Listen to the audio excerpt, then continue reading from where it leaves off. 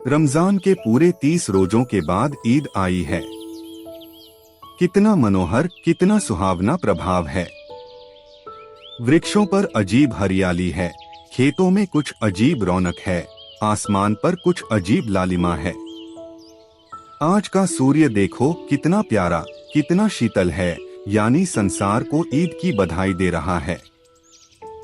गांव में कितनी हलचल है। ईदगाह जाने की तैयारियां हो रही हैं।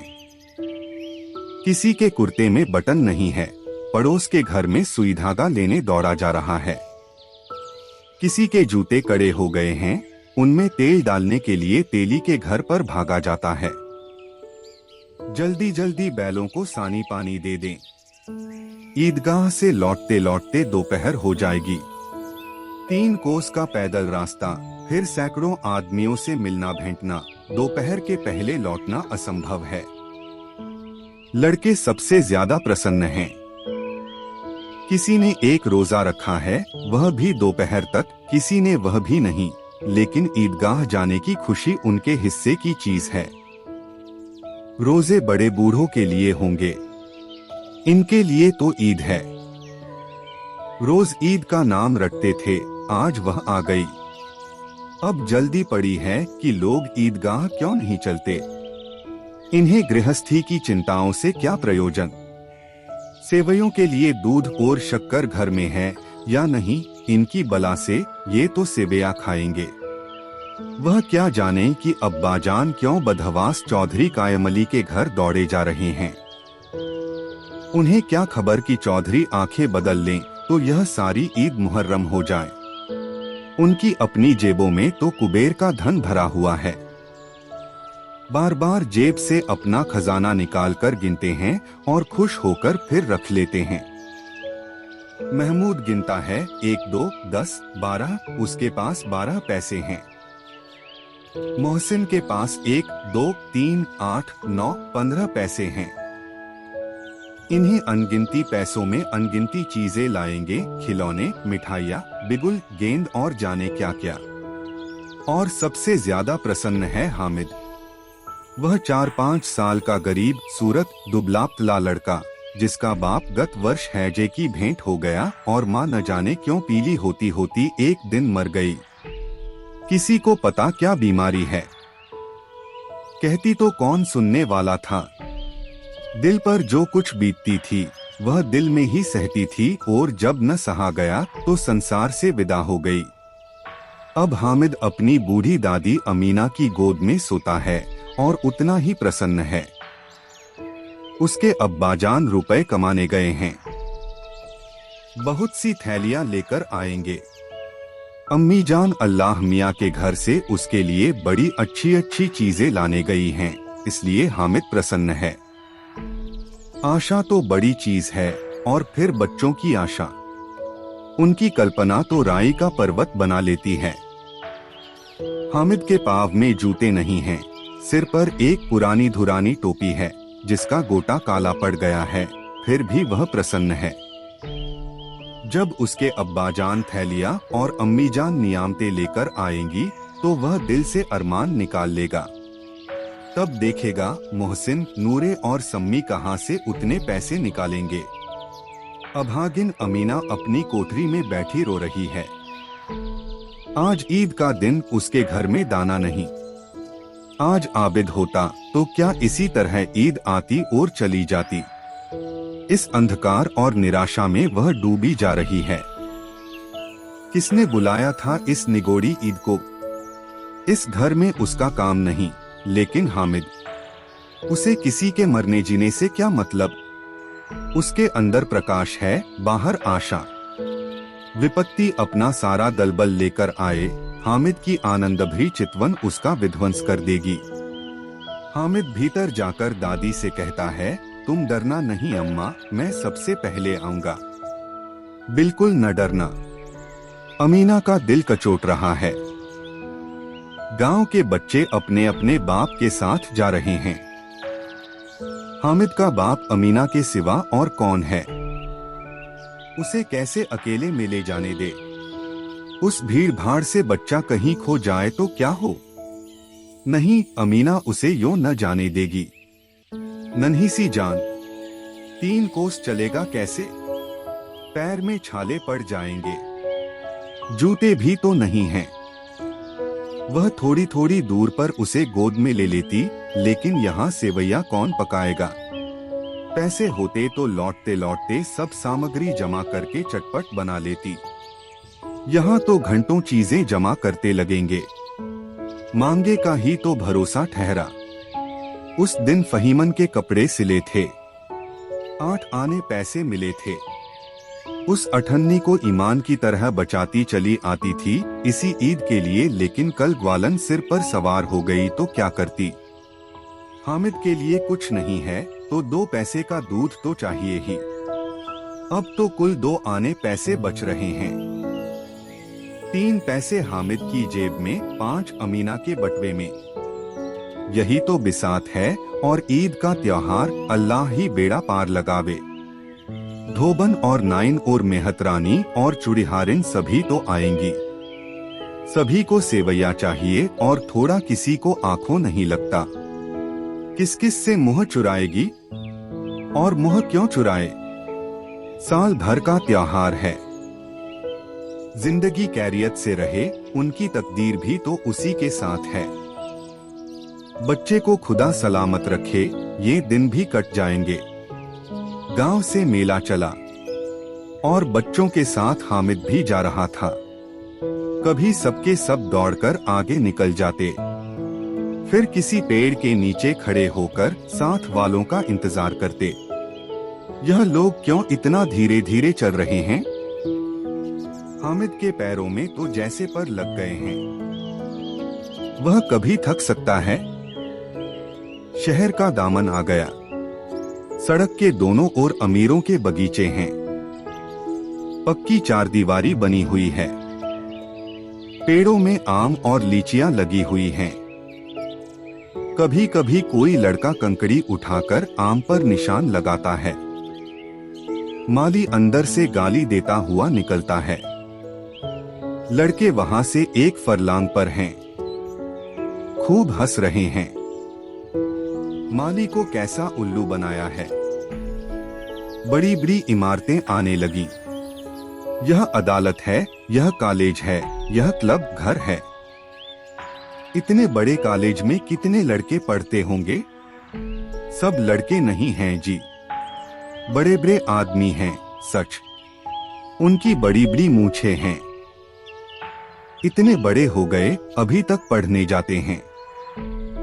न जाने कब तक पढ़ेंगे और क्या करेंगे इतना पढ़कर। हामिद के मदरसे में 2-3 बड़े बड़े लड़के हैं, बिल्कुल 3 कौड़ी के। रोज मार खाते हैं, काम से जी चुराने वाले। इस जगह भी उसी तरह के लोग होंगे और क्या। क्लब घर में जादू होता है। सुना है यहाँ मुर्दों की खोपड़ियां दौड़ती हैं और बड़े बड़े तमाशे होते हैं, पर किसी को अंदर नहीं जाने देते। और वहाँ शाम को साहब लोग खेलते हैं। बड़े बड़े आदमी खेलते हैं, मूंछों दाढ़ी वाले। और मेमे भी खेलती हैं, सच।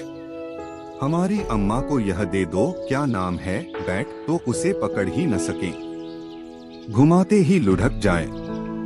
महमूद ने कहा, हमारी अम्मी जान का तो हाथ कांपने लगे, अल्लाह कसम। मोहसिन बोला, चलो मनो आटा पीस डालती हैं। जरा सा बैट पकड़ लेंगी तो हाथ कांपने लगेंगे। सैकड़ों घड़े पानी रोज निकालती हैं। 5 घड़े तो तेरी भैंस पी जाती है। किसी मेन को 1 घड़ा पानी भरना पड़े तो आंखों तले अंधेरा आ जाए। महमूद, लेकिन दौड़ती तो नहीं, उछल कूद तो नहीं सकती। मोहसिन, हाँ उछल कूद तो नहीं सकती, लेकिन उस दिन मेरी गाय खुल गई थी और चौधरी के खेत में जा पड़ी थी। अम्मा इतना तेज दौड़ी कि मैं उन्हें न पा सका, सच। आगे चले। हलवाइयों की दुकानें शुरू हुई। आज खूब सजी हुई थीं। इतनी मिठाइयाँ कौन खाता है? देखो न, एक एक दुकान पर मनो होंगी। सुना है रात को जिन्नात आकर खरीद ले जाते हैं। अब्बा कहते थे कि आधी रात को एक आदमी हर दुकान पर जाता है और जितना माल बचा होता है वह तुलवा लेता है और सचमुच के रुपए देता है, बिल्कुल ऐसे ही रुपए। हामिद को यकीन न आया, ऐसे रुपए जिन्नात को कहां से मिल जाएंगे। मोहसिन ने कहा, जिन्नात को रुपए की क्या कमी, जिस खजाने में चाहे चले जाएं। लोहे के दरवाजे तक उन्हें नहीं रोक सकते जनाब, आप हैं किस फेर में। हीरे जवाहरात तक उनके पास रहते हैं। जिससे खुश हो गए उसे टोकरों जवाहरात दे दिए। अभी यहीं बैठे हैं, 5 मिनट में कलकत्ता पहुंच जाएं। हामिद ने फिर पूछा, जिन्नात बहुत बड़े बड़े होते हैं। मोहसिन, एक एक सिर आसमान के बराबर होता है जी। जमीन पर खड़ा हो जाए तो उसका सिर आसमान से जा लगे, मगर चाहे तो एक लोटे में घुस जाए। हामिद, लोग उन्हें कैसे खुश करते होंगे। कोई मुझे यह मंत्र बता दे तो एक जिन्न को खुश कर लूं। मोहसिन, अब यह तो मैं नहीं जानता, लेकिन चौधरी साहब के काबू में बहुत से जिन्नात हैं। कोई चीज चोरी जाए, चौधरी साहब उसका पता लगा देंगे और चोर का नाम बता देंगे। जुमराती का बछवा उस दिन खो गया था। 3 दिन हैरान हुए, कहीं न मिला, तब झक मारकर चौधरी के पास गए। चौधरी ने तुरंत बता दिया, मवेशी खाने में है, और वहीं मिला। जिन्नात आकर उन्हें सारे जहान की खबर दे जाते हैं। अब उसकी समझ में आ गया कि चौधरी के पास क्यों इतना धन है और क्यों उनका इतना सम्मान है। आगे चले, यह पुलिस लाइन है। यही सब कांस्टेबल कवायद करते हैं। रेटन 5-4 रात को बेचारे घूम घूम कर पहरा देते हैं, नहीं चोरियां हो जाए। मोहसिन ने प्रतिवाद किया, यह कांस्टेबल पहरा देते हैं। तभी तुम बहुत जानते हो अजी हजरत, यह चोरी करते हैं। शहर के जितने चोर डाकू हैं, सब इनसे मिले रहते हैं। रात को ये लोग चोरों से तो कहते हैं चोरी करो, और आप दूसरे मोहल्ले में जाकर जागते रहो। जागते रहो पुकारते हैं। तभी इन लोगों के पास इतने रुपए आते हैं। मेरे मामू एक थाने में कांस्टेबल हैं। 20 रुपया महीना पाते हैं, लेकिन 50 रुपए घर भेजते हैं। अल्लाह कसम, मैंने एक बार पूछा था कि मामू आप इतने रुपए कहाँ से पाते हैं। हंसकर कहने लगे, बेटा अल्लाह देता है। फिर आप ही बोले, हम लोग चाहें तो एक दिन में लाखों मार लाएं। हम तो इतना ही लेते हैं जिसमें अपनी बदनामी न हो और नौकरी न चली जाए। हामिद ने पूछा, यह लोग चोरी करवाते हैं तो कोई इन्हें पकड़ता नहीं। मोहसिन उसकी नादानी पर दया दिखाकर बोला, अरे पागल, इन्हें कौन पकड़ेगा। पकड़ने वाले तो यह लोग खुद हैं, लेकिन अल्लाह इन्हें सजा भी खूब देता है। हराम का माल हराम में जाता है। थोड़े ही दिन हुए, मामू के घर में आग लग गई। सारी लेई पूंजी जल गई, एक बर्तन तक न बचा। कई दिन पेड़ के नीचे सोए, अल्लाह कसम पेड़ के नीचे। फिर न जाने कहां से 100 कर्ज लाए तो बर्तन भांडे आए। हामिद, 100 तो 50 से ज्यादा होते हैं। कहाँ 50, कहाँ 100। 50 एक थैली भर होता है, 100 तो 2 थैलियों में भी ना आ। अब बस्ती घनी होने लगी। ईदगाह जाने वालों की टोलियां नजर आने लगी। एक से एक भड़कीले वस्त्र पहने हुए, कोई इक्के तांगे पर सवार, कोई मोटर पर, सभी इत्र में बसे, सभी के दिलों में उमंग। ग्रामीणों का यह छोटा सा दल अपनी विपन्नता से बेखबर, संतोष और धैर्य में मगन चला जा रहा था। बच्चों के लिए नगर की सभी चीजें अनोखी थीं। जिस चीज की ओर ताकते ताकते ही रह जाते और पीछे से बार बार हार्न की आवाज होने पर भी न चेतते। हामिद तो मोटर के नीचे जाते जाते बचा। सहसा ईदगाह नजर आई। ऊपर इमली के घने वृक्षों की छाया है, नीचे पक्का फर्श है, जिस पर जाजम बिछा हुआ है और रोजेदारों की पंक्तियां एक के पीछे एक न जाने कहां तक चली गई हैं, पक्की जगत के नीचे तक, जहां जाजम भी नहीं है। नए आने वाले आकर पीछे की कतार में खड़े हो जाते हैं। आगे जगह नहीं है। यहाँ कोई धन और पद नहीं देखता। इस्लाम की निगाह में सब बराबर हैं। इन ग्रामीणों ने भी वजू किया और पिछली पंक्ति में खड़े हो गए। कितना सुंदर संचालन है, कितनी सुंदर व्यवस्था। लाखों सिर एक साथ सिजदे में झुक जाते हैं, फिर सबके सब एक साथ खड़े हो जाते हैं, एक साथ झुकते हैं और एक साथ घुटनों के बल बैठ जाते हैं। कई बार यही क्रिया होती है, जैसे बिजली की लाखों बत्तियां एक साथ प्रदीप्त हों और एक साथ बुझ जाएं, और यही क्रम चलता रहा। कितना अपूर्व दृश्य था, जिसकी सामूहिक क्रियाएं, विस्तार और अनंतता हृदय को श्रद्धा, गर्व और आत्मानंद से भर देती थीं। मानो भ्रातृत्व का एक सूत्र इन समस्त आत्माओं को एक लड़ी में पिरोए हुए है। नमाज खत्म हो गई है। लोग आपस में गले मिल रहे हैं। तब मिठाई और खिलौने की दुकान पर धावा होता है। ग्रामीणों का यह दल इस विषय में बालकों से कम उत्साही नहीं है। यह देखो, हिंडोला है, 1 पैसा देकर चढ़ जाओ। कभी आसमान पर जाते हुए मालूम होगे, कभी जमीन पर गिरते हुए। यह चरखी है, लकड़ी के हाथी, घोड़े, ऊंट छड़ों में लटके हुए हैं। 1 पैसा देकर बैठ जाओ और 25 चक्करों का मजा लो। महमूद और मोहसिन और नूरे और सम्मी इन घोड़ों और ऊंटों पर बैठते हैं। हामिद दूर खड़ा है। 3 ही पैसे तो उसके पास हैं। अपने कोष का 1/3 जरा सा चक्कर खाने के लिए नहीं दे सकता। सब चरखियों से उतरते हैं। अब खिलौने लेंगे। इधर दुकानों की कतार लगी हुई है। तरह तरह के खिलौने हैं, सिपाही और गुजरिया, राजा और वकील, भिश्ती और धोबिन और साधु।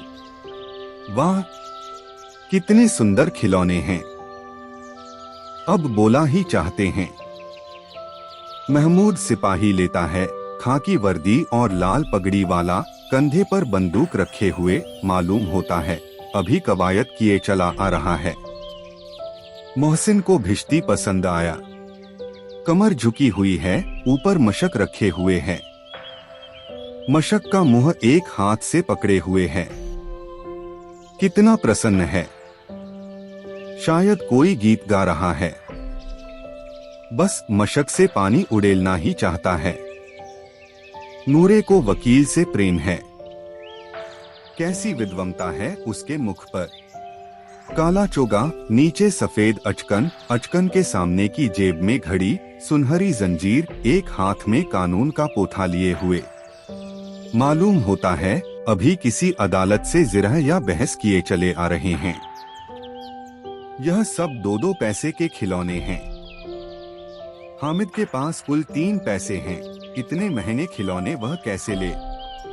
खिलौना कहीं हाथ से छूट पड़े तो चूर चूर हो जाए, जरा पानी पड़े तो सारा रंग भूल जाए। ऐसे खिलौने लेकर वह क्या करेगा, किस काम के। मोहसिन कहता है मेरा भिश्ती रोज पानी दे जाएगा साझस बेरे। महमूद और मेरा सिपाही घर का पहरा देगा, कोई चोर आएगा तो फौरन बंदूक से फैर कर देगा। नूरे और मेरा वकील खूब मुकदमा लड़ेगा। सम्मी और मेरी धोबिन रोज कपड़े धोएगी। हामिद खिलौनों की निंदा करता है, मिट्टी ही के तो हैं, गिरे तो चकनाचूर हो जाएं, लेकिन ललचाई हुई आंखों से खिलौनों को देख रहा है और चाहता है कि जरा देर के लिए उन्हें हाथ में ले सकता। उसके हाथ अनायास ही लपकते हैं, लेकिन लड़के इतने त्यागी नहीं होते हैं, विशेषकर जब अभी नया शौक है। हामिद ललचाता रह जाता है। खिलौने के बाद मिठाइयाँ आती हैं। किसी ने रेवड़ियाँ ली हैं, किसी ने गुलाब जामुन, किसी ने सोहन हलवा। मजे से खा रहे हैं। हामिद बिरादरी से पृथक है। अभागे के पास 3 पैसे हैं। क्यों नहीं कुछ लेकर खाता? ललचाई आंखों से सबकी ओर देखता है। मोहसिन कहता है, हामिद रेवड़ी ले जा, कितनी खुशबूदार है। हामिद को संदेह हुआ, ये केवल क्रूर विनोद है, मोहसिन इतना उदार नहीं है। लेकिन यह जानकर भी वह उसके पास जाता है। मोहसिन दोने से एक रेवड़ी निकालकर हामिद की ओर बढ़ाता है। हामिद हाथ फैलाता है। मोहसिन रेवड़ी अपने मुंह में रख लेता है। महमूद, नूरे और सम्मी खूब तालियां बजा-बजाकर हंसते हैं। हामिद खिसिया जाता है। मोहसिन, अच्छा, अब की जरूर देंगे हामिद, अल्लाह कसम, ले जा। हामिद, रखे रहो, क्या मेरे पास पैसे नहीं हैं? सम्मी, 3 ही पैसे तो हैं। 3 पैसे में क्या क्या लोगे? महमूद, हमसे गुलाब जामुन ले जाओ। हामिद, मोहमिन बदमाश है। हामिद, मिठाई कौन बड़ी नेमत है, किताब में इसकी कितनी बुराइयां लिखी हैं। मोहसिन, लेकिन दिल में कह रहे होंगे कि मिले तो खा लें, अपने पैसे क्यों नहीं निकालते? महमूद, हम समझते हैं इसकी चालाकी, जब हमारे सारे पैसे खर्च हो जाएंगे तो हमें ललचा ललचा कर खागा। मिठाइयों के बाद कुछ दुकानें लोहे की चीजों की, कुछ गिलट और कुछ नकली गहनों की। लड़कों के लिए यहाँ कोई आकर्षण न था। वे सब आगे बढ़ जाते हैं। हामिद लोहे की दुकान पर रुक जाता है। कई चिमटे रखे हुए थे। उसे ख्याल आया, दादी के पास चिमटा नहीं है। तवे से रोटियां उतारती हैं तो हाथ जल जाता है। अगर वह चिमटा ले जाकर दादी को दे दे तो वह कितना प्रसन्न होंगी। फिर उनकी उंगलियां कभी न जलेंगी। घर में एक काम की चीज हो जाएगी। खिलौने से क्या फायदा, व्यर्थ में पैसे खराब होते हैं। जरा देर ही तो खुशी होती है, फिर तो खिलौने को कोई आंख उठाकर नहीं देखता। यह तो घर पहुंचते पहुंचते टूट फूट बराबर हो जाएंगे, या छोटे बच्चे जो मेले में नहीं आए हैं जिद करके ले लेंगे और तोड़ डालेंगे। चिमटा कितने काम की चीज है। रोटियां तवे से उतार लो, चूल्हे में सेंक लो।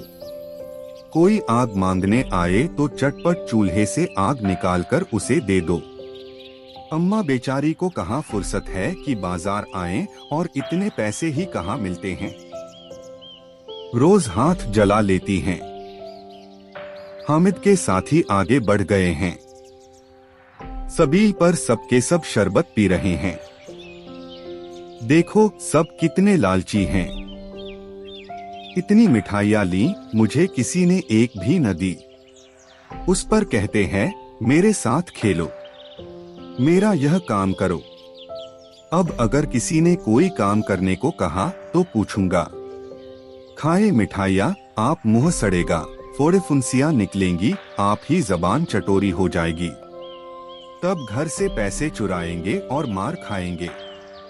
किताब में झूठी बातें थोड़े ही लिखी हैं।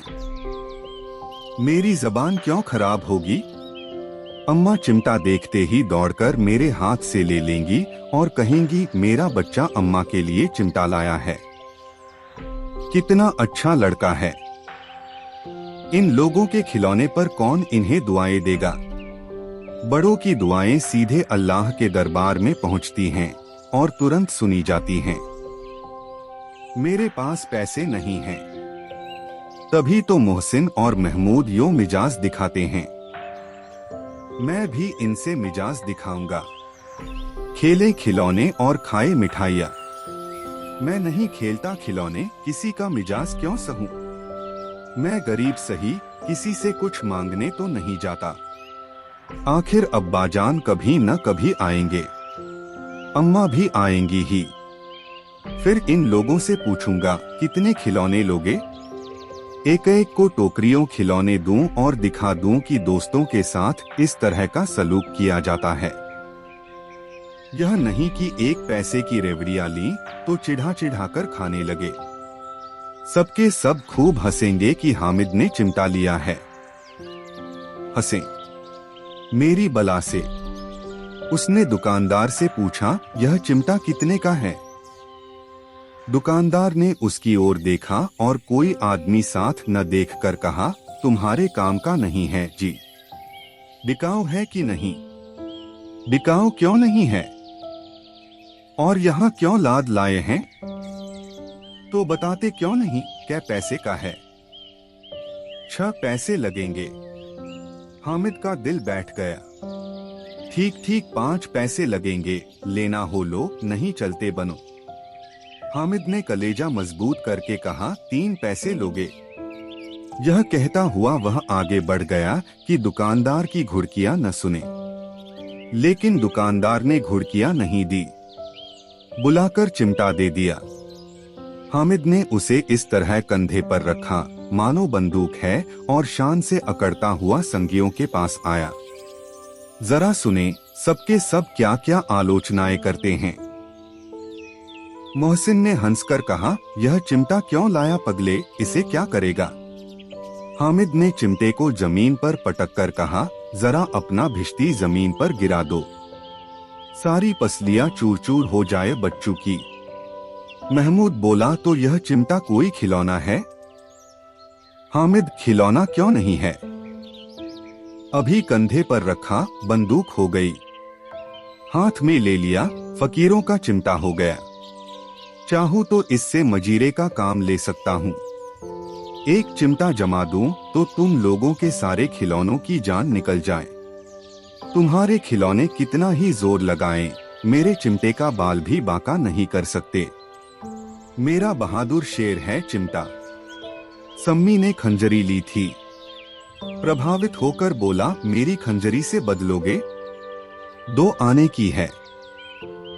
हामिद ने खंजरी की ओर उपेक्षा से देखा, मेरा चिमटा चाहे तो तुम्हारी खंजरी का पेट फाड़ डाले। बस एक चमड़े की झिल्ली लगा दी, ढप ढप बोलने लगी। जरा सा पानी लग जाए तो खत्म हो जाए। मेरा बहादुर चिमटा आग में, पानी में, आंधी में, तूफान में बराबर डटा खड़ा रहेगा। चिमटे ने सभी को मोहित कर लिया। अब पैसे किसके पास धरे हैं? फिर मेले से दूर निकल आए हैं। 9 कब के बज गए, धूप तेज हो रही है। घर पहुंचने की जल्दी हो रही है। बाप से जिद भी करें तो चिमटा नहीं मिल सकता। हामिद है बड़ा चालाक, इसीलिए बदमाश ने अपने पैसे बचा रखे थे। अब बालकों के 2 दल हो गए हैं। मोहसिन, महमूद, सम्मी और नूरे एक तरफ हैं, हामिद अकेला दूसरी तरफ। शास्त्रार्थ हो रहा है। सम्मी तो विधर्मी हो गया, दूसरे पक्ष से जा मिला, लेकिन मोहसिन, महमूद और नूरे भी हामिद से 1-1, 2-2 साल बड़े होने पर भी हामिद के आघातों से आतंकित हो उठे हैं। उसके पास न्याय का बल है और नीति की शक्ति। एक ओर मिट्टी है, दूसरी ओर लोहा, जो इस वक्त अपने को फौलाद कह रहा है। वह अजेय है, घातक है। अगर कोई शेर आ जाए तो मियाँ भिश्ती के छक्के छूट जाए, मियाँ सिपाही मिट्टी की बंदूक छोड़कर भागे, वकील साहब की नानी मर जाए, चोगे में मुंह छिपाकर जमीन पर लेट जाए। मगर यह चिमटा, यह बहादुर, यह रुस्तम हिंद लपककर शेर की गर्दन पर सवार हो जाएगा और उसकी आंखें निकाल लेगा। मोहसिन ने एड़ी चोटी का जोर लगाकर कहा, अच्छा, पानी तो नहीं भर सकता। हामिद ने चिमटे को सीधा खड़ा करके कहा, भिश्ती को एक डांट बताएगा तो दौड़ा हुआ पानी लाकर उसके द्वार पर छिड़कने लगेगा। मोहसिन परास्त हो गया, पर महमूद ने कुमुक पहुंचाई, अगर बच्चा पकड़ जाए तो अदालत में बंधे बंधे फिरेंगे, तब तो वकील साहब के पैरों पड़ेंगे। हामिद इस प्रबल तर्क का जवाब न दे सका। उसने पूछा, हमें पकड़ने कौन आएगा? नूरे ने अकड़कर कहा, यह सिपाही बंदूक वाला। हामिद ने मुंह चिढ़ाकर कहा, यह बेचारे हम बहादुर रुस्तम हिंद को पकड़ेंगे। अच्छा लाओ, अभी जरा कुश्ती हो जाए, इसकी सूरत देखकर दूर से भागेंगे। पकड़ेंगे क्या बेचारे? मोहसिन को एक नई चोट सूझ गई, तुम्हारे चिमटे का मुंह रोज आग में जलेगा। उसने समझा था कि हामिद लाजवाब हो जाएगा, लेकिन यह बात न हुई। हामिद ने तुरंत जवाब दिया, आग में बहादुर ही कूदते हैं जनाब, तुम्हारे यह वकील, सिपाही और भिश्ती लौंडियों की तरह घर में घुस जाएंगे।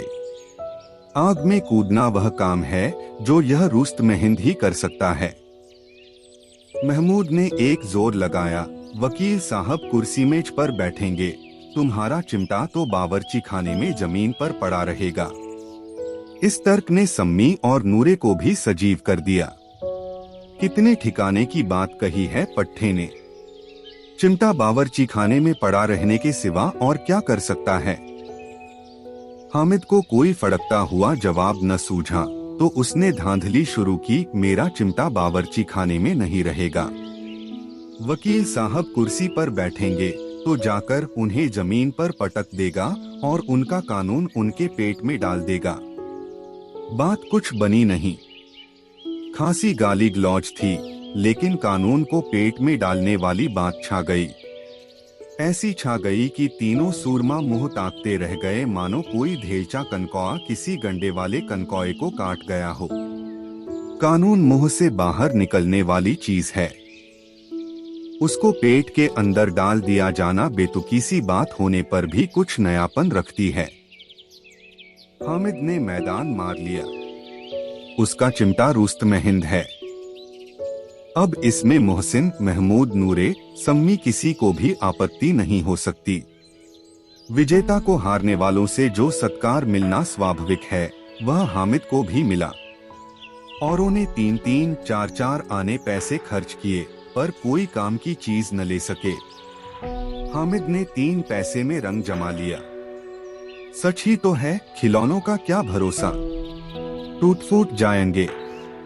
हामिद का चिमटा तो बना रहेगा बरसों। संधि की शर्तें तय होने लगी। मोहसिन ने कहा, जरा अपना चिमटा दो, हम भी देखें। तुम हमारा भिश्ती लेकर देखो। महमूद और नूरे ने भी अपने अपने खिलौने पेश किए। हामिद को इन शर्तों को मानने में कोई आपत्ति न थी। चिमटा बारी बारी से सबके हाथ में गया और उनके खिलौने बारी बारी से हामिद के हाथ में आए। कितने खूबसूरत खिलौने हैं। हामिद ने हारने वालों के आंसू पोंछे, मैं तुम्हें चिढ़ा रहा था, सच। यह चिमटा भला इन खिलौनों की क्या बराबरी करेगा, मालूम होता है। अब बोले। लेकिन मोहसिन की पार्टी को इस दिलासे से संतोष नहीं होता। चिमटे का सिक्का खूब बैठ गया है। चिपका हुआ टिकट अब पानी से नहीं छूट रहा है। मोहसिन, लेकिन इन खिलौनों के लिए कोई हमें दुआ तो न देगा। महमूद, दुआ को लिए फिरते हो, उल्टे मार न पड़े। अम्मा जरूर कहेंगी कि मेले में यही मिट्टी के खिलौने मिले। हामिद को स्वीकार करना पड़ा कि खिलौनों को देखकर किसी की माँ इतनी खुश न होंगी जितनी दादी चिमटे को देखकर होंगी। 3 पैसों ही में तो उसे सब कुछ करना था और उन पैसों के इस उपयोग पर पछतावे की बिल्कुल जरूरत न थी। फिर अब तो चिमटा रुस्तम-ए-हिंद है और सभी खिलौनों का बादशाह। रास्ते में महमूद को भूख लगी। उसके बाप ने केले खाने को दिए। महमूद ने केवल हामिद को साझी बनाया। उसके अन्य मित्र मुंह ताकते रह गए। यह उस चिमटे का प्रसाद था। 11 बजे गांव में हलचल मच गई। मेले वाले आ गए। मोहसिन की छोटी बहन ने दौड़कर भिश्ती उसके हाथ से छीन लिया और मारे खुशी के जा उछली तो मियाँ भिश्ती नीचे आ रहे और सुरलोक सिधारे। इस पर भाई बहन में मारपीट हुई। दानो खूब रोए। उनकी अम्मा यह शोर सुनकर बिगड़ी और दोनों को ऊपर से 2-2 चाटे और लगाए। मियाँ नूरे के वकील का अंत उनके प्रतिष्ठानुकूल इससे ज्यादा गौरवमय हुआ। वकील जमीन पर या ताक पर तो नहीं बैठ सकता। उसकी मर्यादा का विचार तो करना ही होगा। दीवार में खूंटियां गाड़ी गई। उन पर लकड़ी का एक पटरा रखा गया। पटरे पर कागज का कालीन बिछाया गया। वकील साहब राजा भोज की भांति सिंहासन पर विराजे। नूरे ने उन्हें पंखा झलना शुरू किया। अदालतों में खस की टट्टियां और बिजली के पंखे रहते हैं। क्या यहाँ मामूली पंखा भी न हो? कानून की गर्मी दिमाग पर चढ़ जाएगी कि नहीं? बांस का पंखा आया और नूरे हवा करने लगे।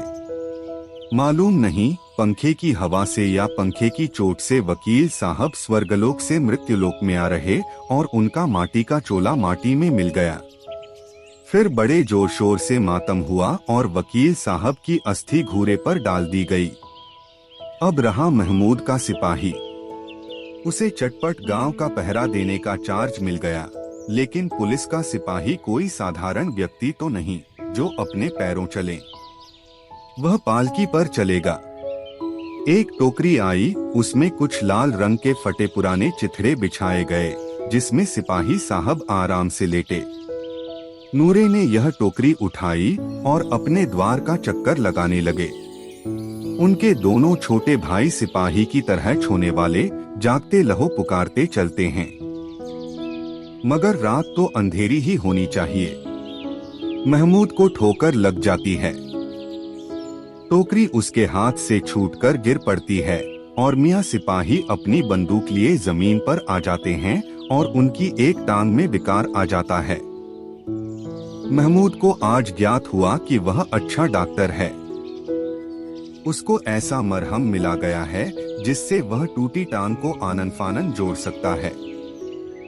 केवल गूलर का दूध चाहिए। गूलर का दूध आता है। टांग जवाब दे देती है। शल्यक्रिया असफल हुई तब उसकी दूसरी टांग भी तोड़ दी जाती है। अब कम से कम एक जगह आराम से बैठ तो सकता है। एक टांग से तो न चल सकता था, न बैठ सकता था। अब वह सिपाही सन्यासी हो गया है। अपनी जगह पर बैठा बैठा पहरा देता है। कभी कभी देवता भी बन जाता है। उसके सिर का झालरदार साफा खुरच दिया गया है। अब उसका जितना रूपांतर चाहो कर सकते हो। कभी कभी तो उससे बाट का काम भी लिया जाता है। अब मियां हामिद का हाल सुनिए। अमीना उसकी आवाज सुनते ही दौड़ी और उसे गोद में उठाकर प्यार करने लगी। सहसा उसके हाथ में चिमटा देखकर वह चौंकी। यह चिमटा कहाँ था? मैंने मोल लिया है। क्या पैसे में? 3 पैसे दिए। अमीना ने छाती पीट ली। यह कैसा बेसमझ लड़का है कि दोपहर हुआ, कुछ खाया न पिया। लाया क्या? चिमटा। सारे मेले में तुझे और कोई चीज न मिली जो यह लोहे का चिमटा उठा लाया। हामिद ने अपराधी भाव से कहा, तुम्हारी उंगलियां तवे से जल जाती थीं, इसलिए मैंने इसे लिया। बुढ़िया का क्रोध तुरंत स्नेह में बदल गया, और स्नेह भी वह नहीं जो प्रगल्भ होता है और अपनी सारी कसक शब्दों में बिखेर देता है।